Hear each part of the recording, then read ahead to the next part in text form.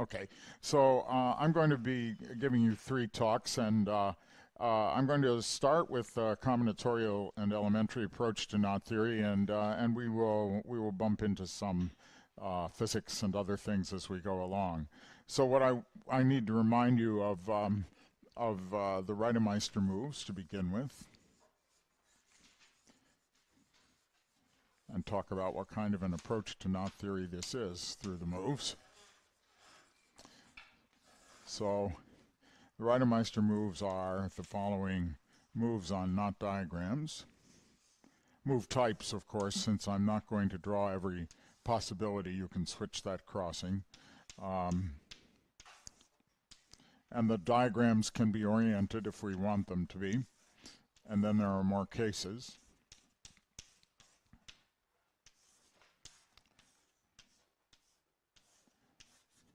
And this diagramming system and moves is, of course, popularized by Reiter in his book, Knot and Theory, which was written in the late 1920s, I think. And he proved the theorem in the book that two knots in space that are ambient isotopic are, if you take projections of them, of this type with only double point singularities in the projection, so you have an immersed curve or curves in the plane, then two such knots are ambient isotopic if and only if two projections of them are obtained one from another by a sequence of these moves. And of course, graphical homeomorphisms of the diagrams in the plane. I mean, homeomorphisms of the diagrams in the plane. Maybe we should begin by talking about two things. One is, what is the basis of this when I use diagrams? The mathematical basis of the diagrams is graph theoretic. That what you're looking at is a four-regular plane graph with extra structure of the crossings in this case. So diagrams don't just mean some arbitrary thing that you draw. They actually are representative of specifically embedded plane graphs like that, four-valent, and the crossing structure chosen to be indicated in this particular pictorial way. Well, before going any further with this, how did Reiter prove this theorem? It's worth thinking about that. What he did was he considers knots in space that are piecewise linear. So I'm just doodling something which is supposed to suggest to you something knotted. It's supposed to suggest to you something that might possibly be embedded in three space piecewise linearly and knotted, we hope. And then Reiter used the following kind of move in three space, three-dimensional move, triangle move. So you have somewhere in the piecewise linear knot embedding in space an edge, and that edge might be part of the three sides of some triangle, and you are allowed by the triangle move to replace the other two sides of the triangle with the missing edge, or vice versa. If you have two sides of a triangle in your piecewise linear embedding, and then there is a third edge of a triangle that you could replace it with, then you can do that. So you can go in either direction. One triangle move, one move, and of course it must be that the triangle is not pierced by the knot. So that's the notion of ambient isotopy that we're using for piecewise linear isotopy following Reiter. And then you can think about how to get a proof of Reiter theorem by projection. And I'm not going to go through the whole proof, but it's interesting to think about this, and this is a nice exercise to think about the different ways in which such a move, which is happening in 3 dimensions, could be projected into a plane. And if you try an example, you may realize that when you project, you can get some curious things, like, let me try drawing one. Here's a projection of something happening in space, right? The triangle happens to be underneath the other 2 lines that are coming along, that piece of the triangle, and so when it projects you get this overlapping of this kind. It's a perfectly good knot projection, and according to the triangle move, this could be replaced with this. I'll put the ghost of the triangle in there for you. And so you see this would be a non-Reiter move that would be suggested by that projection. The move says that you are allowed to do this. According to projection of triangle moves, this would be one of the projected triangle moves. And of course, you see over there that this can be accomplished by doing a few Reiter moves. You could do a little triangle move and bring this down and then get rid of a couple of curls, and it becomes this, and so does this one become that. And so this can be obtained from that by Reiter moves. So now you begin to see what it would be like to prove Reiter-Meister's theorem. You think about all the different basic cases of projection, and then you notice, as he did, or as Alexander and Briggs and Reiter-Meister did, since there are some papers by Alexander and Briggs that precede Reiter-Meister's clean write-up in his book. You observe that all the different cases can be accomplished by these 3 moves, and so you choose these moves as the generators for your theorem, and then you have the theorem. So what you have to do is think through all the different cases of projection, and you don't have to think about a whole lot of cases, but you do have to think about a few, because by subdividing the triangle, you can get it down to just assuming that maybe 2 lines are crossing in the triangle. If there was more than one crossed line inside the triangle, you can subdivide the triangle so that you only see one. And I won't say more about that, but that's the way the proof goes. So it's not mysterious. But many of the properties of the Reiter-Meister moves themselves are kind of mysterious, and one feels like something else is going on, but I'll show you what I mean as I continue to talk. Any questions about this proof sketch? It's worth your while to try it out, actually run through some of those cases for yourself and see how it works.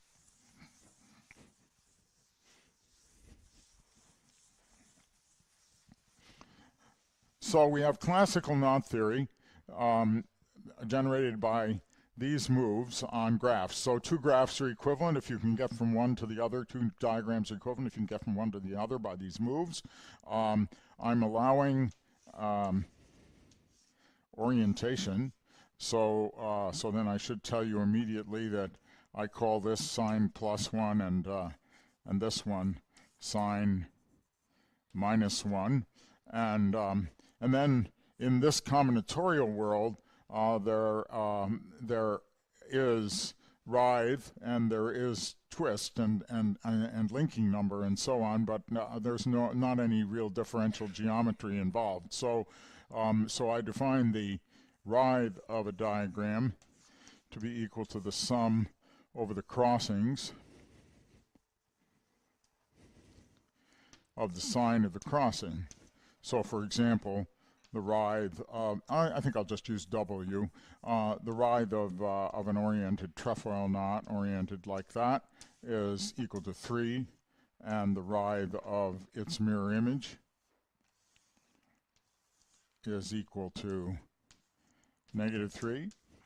And if you go back to the Reiter moves with that definition of writhe, what do you see? Well, we'd have to put some orientations on, but we're let's suppose that I oriented it this way and say this one this way, and we don't worry about those. So then you see, focusing on the second Reiter-Meister move, that this crossing is negative and this one is positive.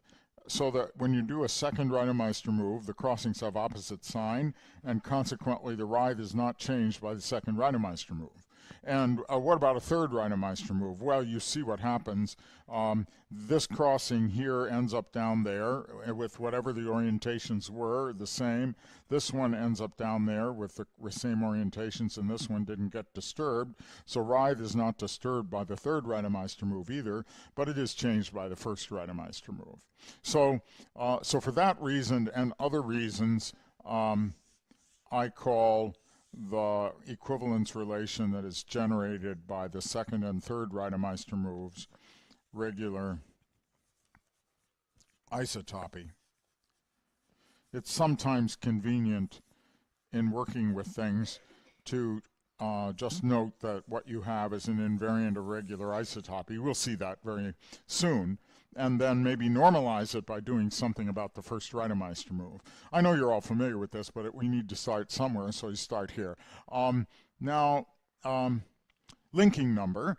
The linking number of a link of two components is equal to the summation times 1/2 of the crossings belonging to both A and B, epsilon of C. So in other words, let's put it inside, 1/2 of the sign for each crossing. And this makes sense combinatorially if you think of a simple link like this one. Let's take that. Then what do I have here? I have a negative 1/2 for this one, and I have yes, and I have a negative 1/2 for this one. So I have that the linking number here is equal to -1. And that conforms with your notion that you'd use the right-hand rule and watch the sense of the crossing as it goes through, and this is turning once negatively around the other one. And you can think of the 1/2 as exactly what it seems to depict, namely a half turn around the curve. And if you do two of them, then you do a full turn around the curve and you count. And of course, you can then play games with linking numbers and see that certain things have zero linking number even though they are apparently linked, such as this culprit here, the Whitehead link.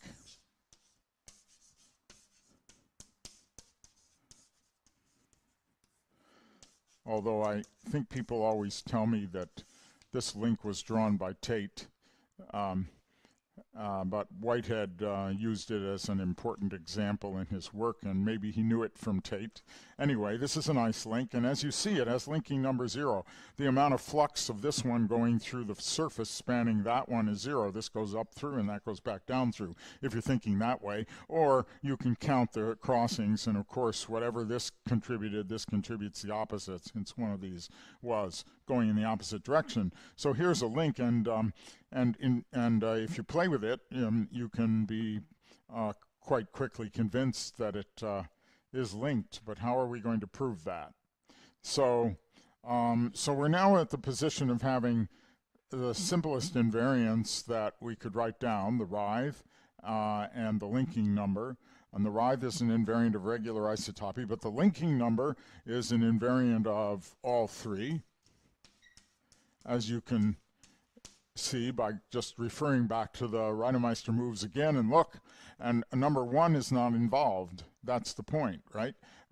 Number 1 is not involved. You don't count a self-crossing, and so there's none of this framing change. And on the other hand, 2 and 3 contribute just as they did in the writhe, but between components, and it's easy to check that the linking number is an invariant. So that's good, but a bit weak. We'd like better invariants. Well, what happened historically? Yeah, the other one.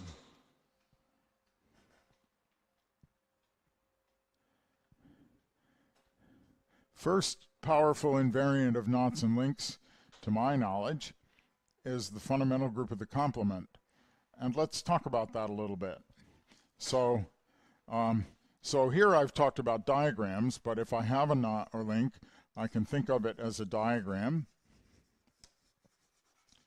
or I can think of it as curves embedded in R3, or maybe S3, the three-sphere. According to Reiter-Meister's theorem, I can think either way and go back and forth. And if it's a curve embedded in R3, let's use R3, then we can consider the complement of that curve, and we can consider the fundamental group of the complement with respect to some base point. So there in front of you is the first and very powerful invariant of knots and links. And from the point of view of the diagrams, we would like to just have a picture of how to present the fundamental group. So I want to show you this picture, which is the best I can do for showing you the relation at a crossing that I know. I want to draw a crossing, and I want to show you an element in the fundamental group where here's the base point, and I'm going to walk around both of them and come back to the base point, and let's get that to go all the way around. And let me put that in a different color since it's not part of the knot.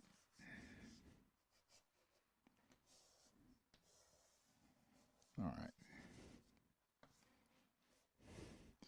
Now let's name elements of the fundamental group in the following way. Here's a line of the knot, and here's the base point, and here's a loop which comes from base point and goes around the line of the knot. Now the base point is above the blackboard and above the knot diagram. I'm above the knot in space and projected this way so that it can come down to one of the arcs in the diagram and come back around and come back up and not do anything else. It just goes locally down near that arc, goes around it once, and comes back up to base point. Okay, and it will do it in such a way that it's oriented in that fashion so that it goes around once and, according to the right-hand rule, plus once. So if we then if I label an element of the knot diagram by the same element of the group, then that gives me a way of cataloging what group elements I mean when I put down a label on the diagram. So suppose that I labeled this A, and this one B, and this one C. And you see that B continues all the way up and down this line. That's all B because the base point is out here, and the loop for B goes around once and slides up and down along that line. Okay? On the other hand, A, if you took the loop for A and tried to bring it up this way by a homotopy, it would bump into the B line. On the other hand, what have I written here?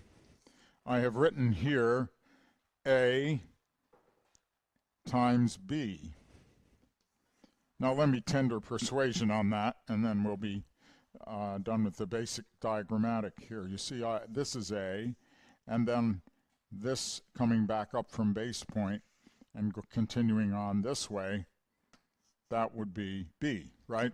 But the curve that I just drew, A, B, is homotopic to the curve in yellow that I have on the blackboard.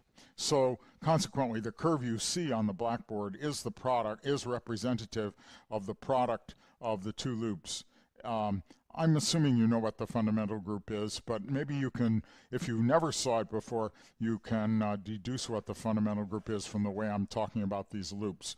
I multiply loops together by doing one and then the other, and I take them up to homotopic deformation. Anyway, what happens if you slide this loop up, which you can do? You can slide it all the way up until it just encircles C and B. Come in from base point and doubly encircle C and B. But that means that this would be equal to BC. And so you see I could write it that way, or I could write it this way. C is equal to B inverse AB. And so quite commonly that is one of the ways of presenting the relation that happens at a crossing. You get that this one is B inverse AB, and if you had it going in the other direction like this, then you would have BA B inverse by the same argument. So then it takes a little more work involving the fundamental group and the Van Kampen theorem to show that this is a complete system of relations for the group. But that means that you can actually write it down and see what group you're getting. Let's take the trefoil knot as an example. So I orient the trefoil knot, and I label its edges A, B, and C. And then let's label the crossings 1, 2, and 3, and write down the relation that ensues from each of these crossings. So in crossing number 1, B comes up to A, and so according to what I just said, C is equal to A inverse B A. And at crossing number 2, A comes up to C, and B comes out, so B is equal to C inverse AC. All the crossings are positive, so these will all have that handedness. And the last one is 2, 3.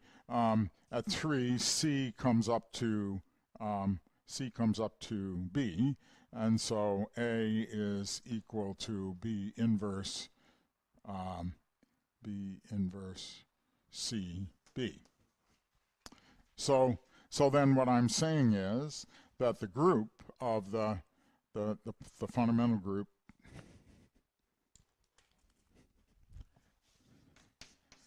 of the trefoil knot, which I'll just write fundamental group of the trefoil knot, and in this case I would write this as fundamental group of K. Okay. So the fundamental group of the trefoil knot is given by a presentation A, B, and C, and these relations. And then there are some nice exercises, infinitely many nice or not so nice exercises, since once you have a presented group, it isn't always so easy to see very much about it. In this case, let's do let me give it to you as an exercise. This is isomorphic to AB such that ABA equals BAB. And do this by get rid of C. Okay? So you can simplify the group that way. That's a nice exercise. And then you can see that you have now a proof in your hands that the trefoil knot is non-trivial, because you can represent this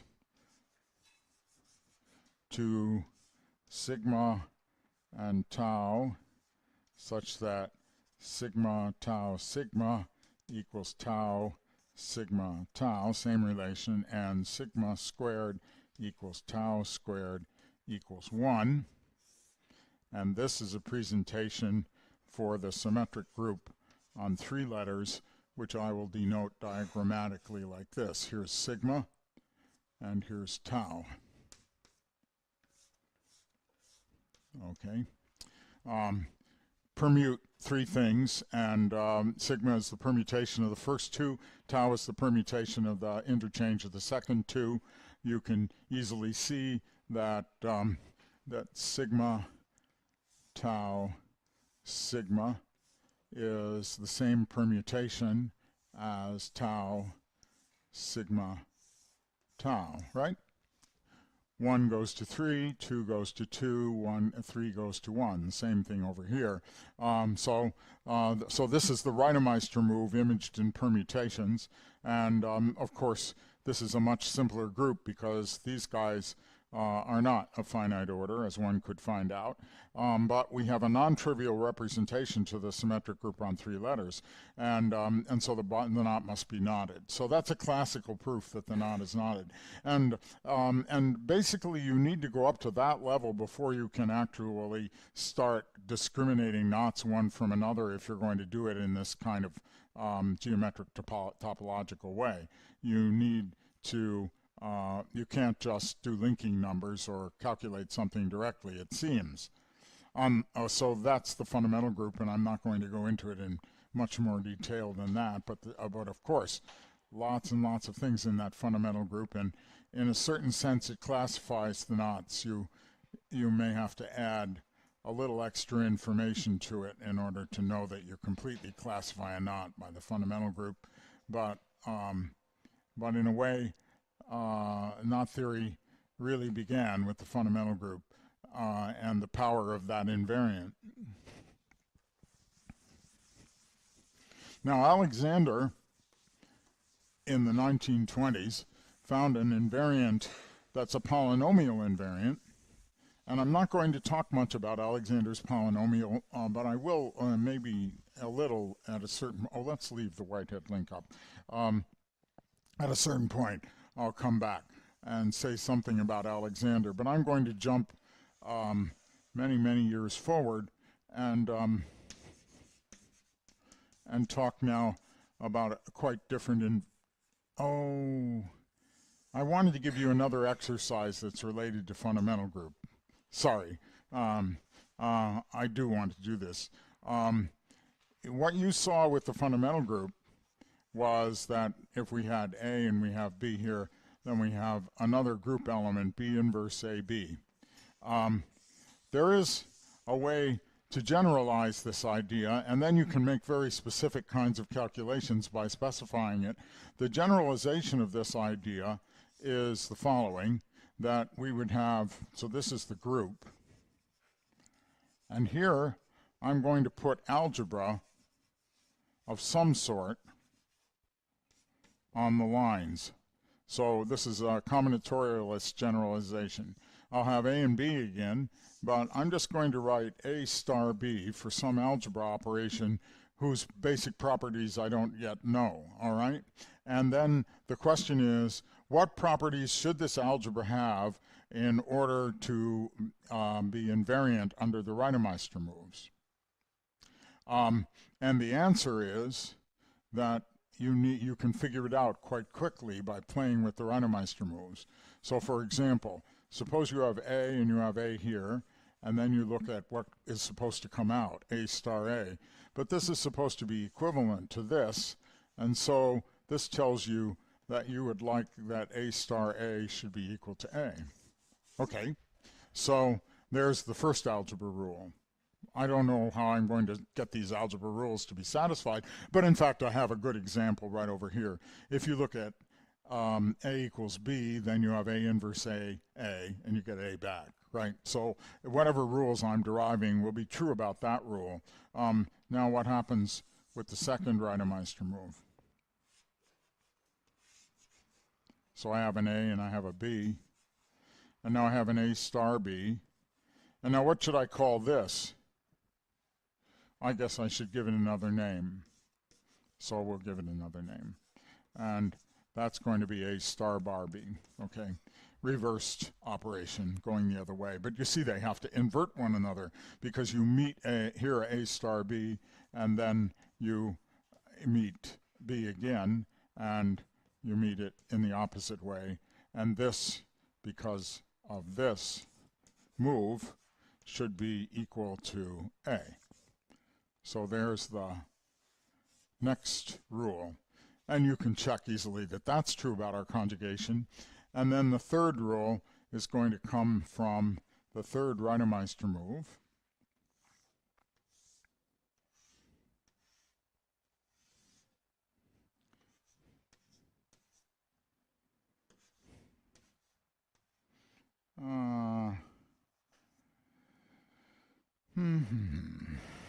I guess I want this going down.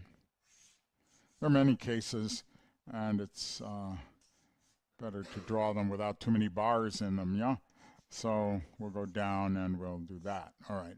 So there's an oriented case of the third Reiter move, right? And now let's draw the thing below as well.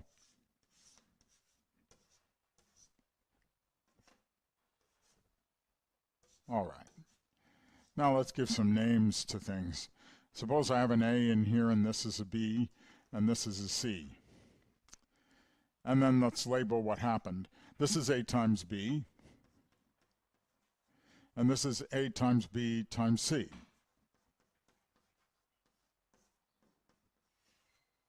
And C went down here, and this is B times C.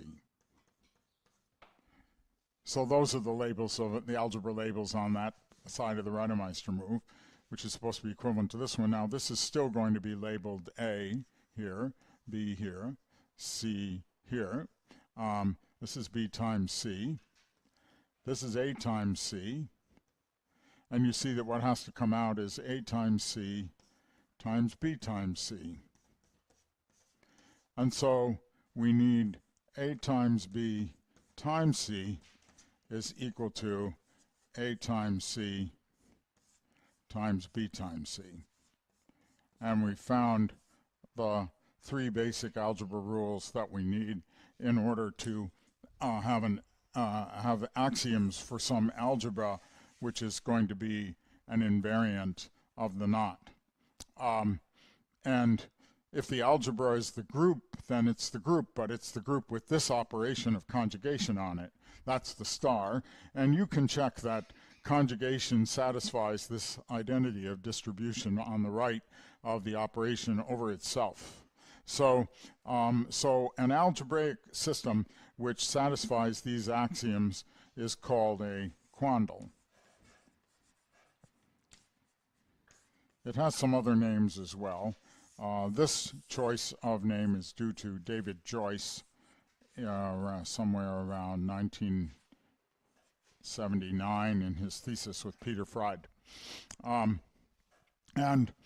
so instead of defining a group, you define an algebraic structure associated with the knot, being axiomatically defined with these relations, and that's not associative. And I want to show you the simplest example of this. Yeah. Sorry.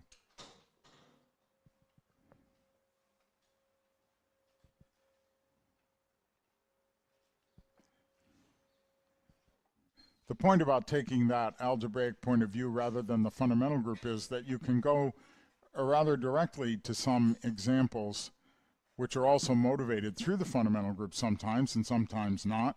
One can even see that the simplest example could have been just presented to people on its own, as you'll see in a moment. So here's my simplest example. I'm going to give you the rules for the algebra. Now in this case, A star B equals A star bar B. A quandle with this extra axiom is called an involutory quandle. And this will apply to unoriented diagrams. So then it's the same story.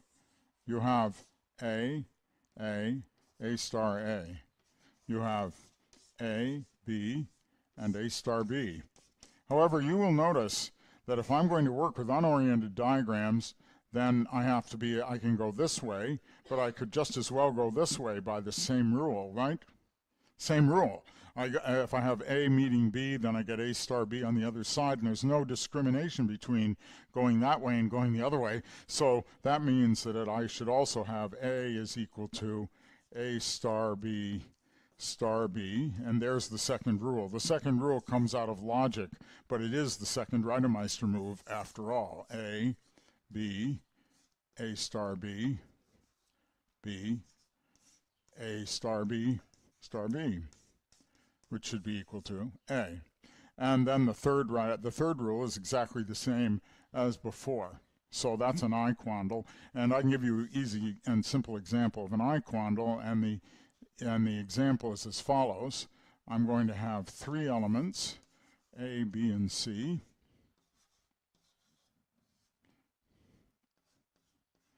And A times A is A, B times B is B, and C times C is C, and A times B is C, and A times C is B, and B times A is C, and B times C is A, and C times A is B, and C times B is A. This is an elemental bit of algebraic structure from the beginning of the universe or something. You just have three things, and when two of them multiply, they give them I mean, if the same thing multiplies itself, it comes back. If you multiply two of them, you get the third. That's it. It's not associative, and it satisfies these rules, as you can check. Okay, so for example, A times C times B is equal to B times B, which is equal to B. A times B times C times B is equal to C times A, which is equal to B. It satisfies the rules.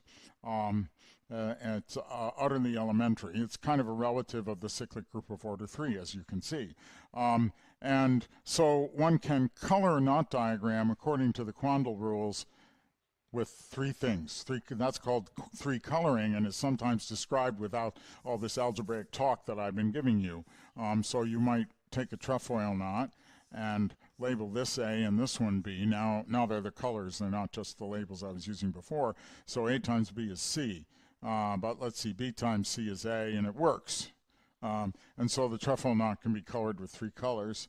And if you then start pushing the trefoil knot around, which I shan't do, you find that it keeps on holding on to the colors because of the way we define the rules. So any other diagram of the trefoil knot that I get by pushing this around, it'll be colored with three colors. And so the trefoil knot is discriminated from the unknot by dint of being three colored. And on the other hand, other knots are not three colored. So for example, the figure 8 knot, if you attempt to color it, we'll get to a contradiction. You won't be able to color it with three. The more general example, a more general example of this is the rule A star B is equal to 2 times B minus A, where we're in a module over the integers or the integers mod n for some n. So the elements of such a module can be multiplied by integers, and they can be added to one another, and you can check that that satisfies the rules. And let's try that out on the figure 8 knot, and then we'll leave this topic, which is a really interesting topic. Suppose I colored this 0 and this 1 in that one. Okay, this I don't have a name for this. We'll just call it what you like, coloring, or integer coloring module. All right. So 0 and 1, then 2 times 1 minus 0 is 2. Okay. Now I have a 2 and a 0, so 2 times 2 is 4 minus 0 is 3. And 2 times 3 is 6 minus 2 is 4. Made a mistake. Come again. 2 times 1 minus 0 is 2. 2 times 2 is 4 minus 0. Yes, you heard my mistake. Is 4. And 2 times 4 is 8 minus 2 is 6. And I come around the bend here and find that I must have 6 equal to 1. So I must have been working in Z mod 5Z. So you can do this kind of exploration, writing out the linear algebra in general, of course, and get a system of equations out of your knot and find out that you can color it in Z mod NZ for some n. And you can find out that the n is actually the determinant of some matrix, and then start exploring colorings of the knot in that determinant. Of course, there are some knots where the determinant is 0, and then you can't do this method. But in this case, we found out that the figure 8 knot is colorable in Z mod 5Z, not in Z mod 3Z, and so we proved that the figure 8 knot and the trefoil knot are distinct. Now you have enough power in the form of this kind of system to go back to the Whitehead link and show that it's actually linked. And here's the instruction in case you want to try it. Attempt to color the Whitehead link in 3 colors. And you will find out that you can't do it. All right? Now, what good does that do you? Oops, sorry. Got a relativistic effect here. Yeah. Not colorable in 3 colors. All right? I leave it to you to check, but this is an interesting and easy check. You just try to put some colors down, of course, non-trivially. I mean, you can always color anything in 1 color using the 3 colors. That's easy. So you have to have at least 2 colors on it. You can't do that, and you can try that out and see that you can't. But look, if it were equivalent to the unlinked, then you could color this A and this one B and follow it back up the track. Right? Just color that one A and that one B, and there's some sequence of Reiter moves which takes you from this unlinked and ends you up at the Whitehead link, and that Whitehead link then will have at least these 2 colors on it, maybe all 3. It has to. The colors are inherited every time you do a Reiter move. Inheriting is easy to see, by the way. I mean, let's just, maybe you aren't used to this playing around, but look what happens if I do this Reiter move. And how do I inherit? Well, this is A, and this becomes B, and this becomes B, because I do not want to change the colors in the rest of the diagram. I'm left with one little arc, and that's colored by the product. So that's what I mean. And the third Reiter move, Invariants, the distributivity law tells you can slide colors across three moves as well. So you just take this coloring of this unlink and let it be inherited by the link that comes out of the unlink. And so any link that is actually unlinked in 2 components will be 3 colorable, but this one isn't, and therefore there's no way to connect it over to the unlink, and so it's linked. You can do the same thing with the Baromean rings. So these are ways to get very elementary proofs of things that you would like to know that go beyond linking number. Okay, so that's one way of dealing with knot theory diagrammatically and geometrically, is using the fundamental group and its relatives. But now I want to talk about the Jones polynomial in the bracket form, and we'll talk about that and its structure. And this is really a very different kind of thing than the fundamental group. But it's important to have the fundamental group in the back of your mind, I think. So now I'm going to do the following.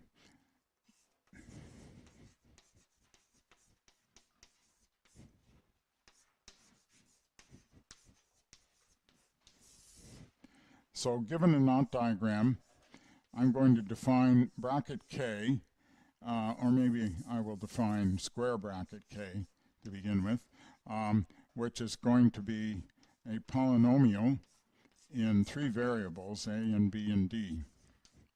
All right? And it's going to be defined inductively by the following rule.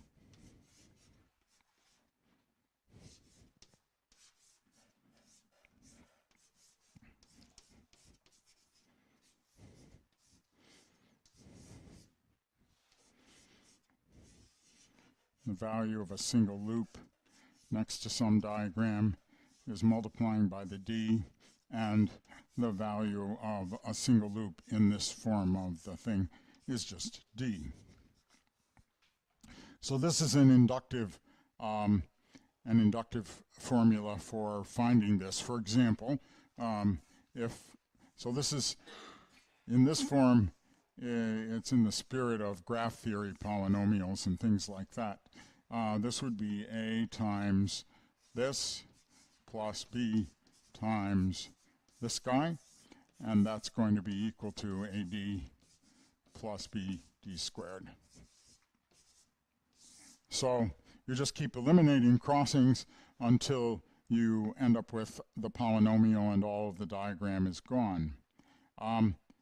We want to see that this is well defined. I haven't motivated this yet, I'm just giving you a definition of it. But the motivations are completely different from the motivation about the fundamental group. We aren't starting from the notion that it's obvious that such a thing would be invariant. When we started with the fundamental group, we knew that we had an invariant to begin with.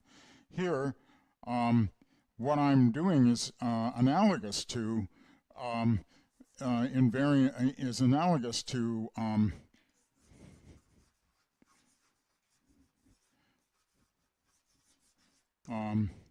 graph theory polynomials.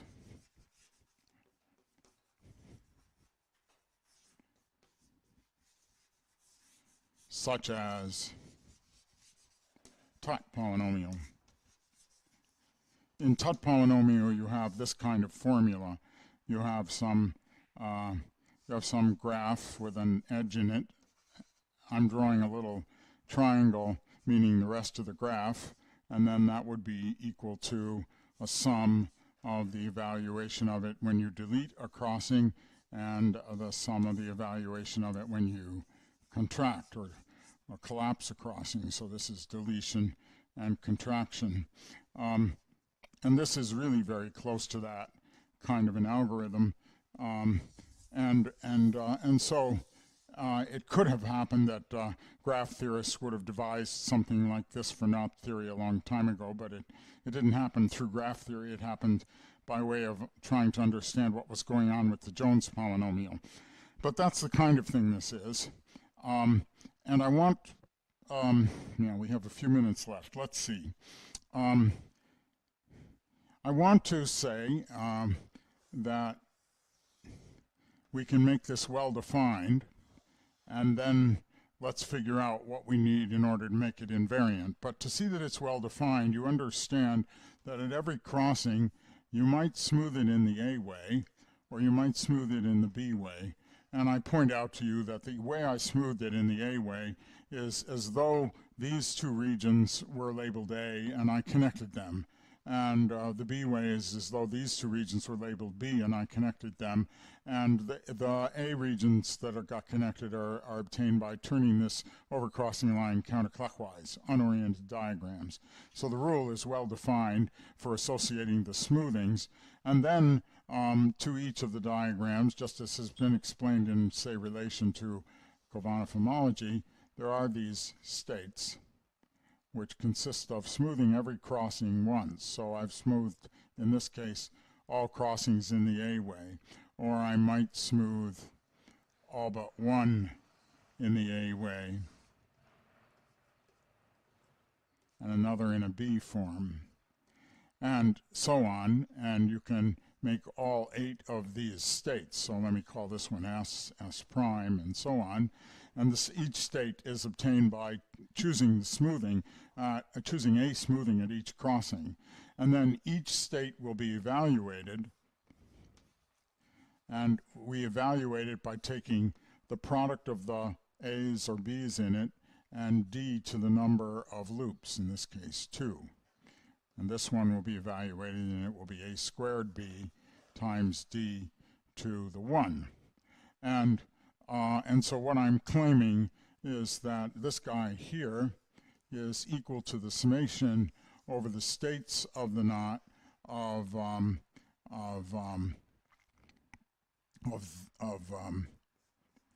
I'll call KS and D to the number of loops, and this is equal to the product of the A and the B's. So instead of defining it recursively, I just say I take all possible states, all 2 to the n of them, and each one contributes a product of A's and B's and D to the number of loops. That's certainly well defined. And then you go back to these formulas and you realize, oh yes, well that does describe this sum, because if I smoothed it this way, I would get a smaller diagram where this would not be contributing anything, but in this one it contributed an A, and then there would be all the states that had that smoothing. Or you could smooth it this way, and then there would be this smaller diagram and the sum over all the states of that, but there would be the extra B that came from the fact that you had smoothed this. And so it breaks up into two disjoint sums, and that's what this formula means, and the rest similarly. So we have this well-defined graph polynomial in 3 variables associated with a knot diagram, and you can ask, how do you make it invariant? Can you? And I guess we can end today with going through that. It's worth seeing how it happens. It happens more simply than you might have thought at the beginning, looking at the problem.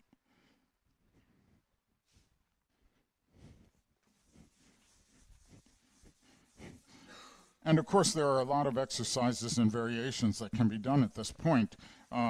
You might try what I'm doing, only starting from a different Reiter-Meister move. For example, you could start from the 3rd Reiter-Meister move and write down what you need in order for it to be invariant under the 3rd Reiter-Meister move. And that's amusing and is more complicated than the simpler line which I'm going to show you, which starts from the 2nd Reiter-Meister move. So let's do it from the 2nd Reiter-Meister move. So I want to find out what will happen if I am expanding this. Well, according to the rules of the game, this is going to be expanded on smoothing this one. Let's do the A smoothing, so that's these two, like this. Those are both A. And then there is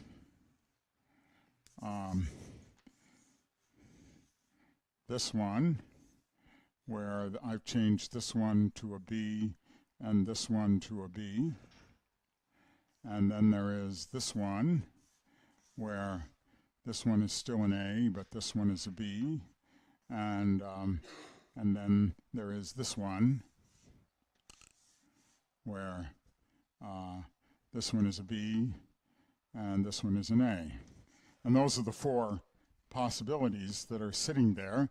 And then what happens, if I evaluate this, I'm going to get A squared times parallel lines, B squared times parallel lines, DAB times parallel lines. So I get A squared plus B squared plus DAB multiplied by the evaluation along parallel line plus AB times the evaluation along vertical smoothing, like that.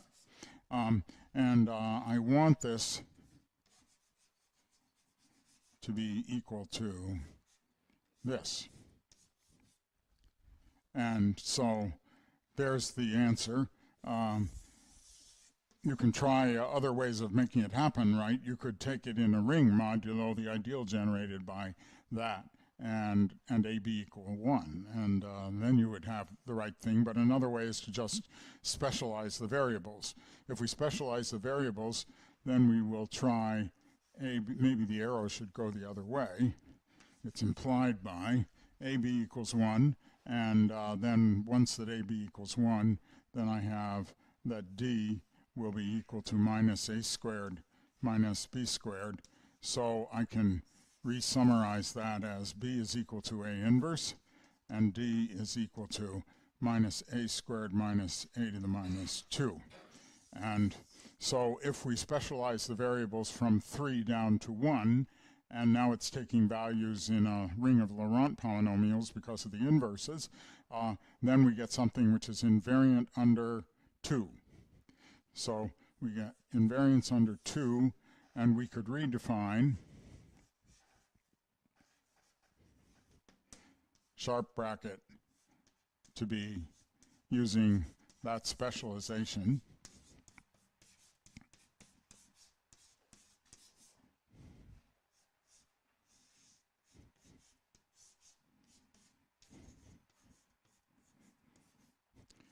and normalize it to be equal to 1 on the unknotted loop. So that d is minus a squared minus a to the minus 2. And again, this is a summation over the states of ks, which just means the product of the a's and the inverses, and minus nd, written below, to the number of loops minus 1. And there is the bracket, invariant under 2. Well, we made it invariant under 2, but we're out of time, but we can make it invariant under 3 in no time by just examining the following consideration, that if you were to expand the bracket on that crossing, then you would get a times this plus a inverse times this. And now consider what that means. You've already made it invariant under the second Reiter move, so you can pull this down, and then you can pull it down one further. And so this is exactly the same as a times, in this specialization of variables, it's the same as this, plus a inverse times, and then just for the sake of the artwork, push that down a little bit, and then this comes from the other side of the Reiter move. So it's invariant under the third Reiter move. So now we're complete.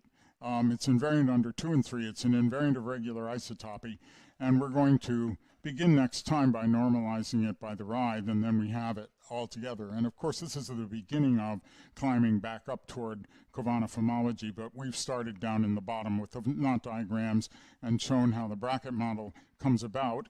And also, I want to make connections with the physics, which I'll start doing at the beginning of next talk, because you see, if you look at it another way and think a little bit more graph theoretically about it, then you can relate it with statistical mechanics models, which live on graphs in the plane, Potts model and other models of that kind.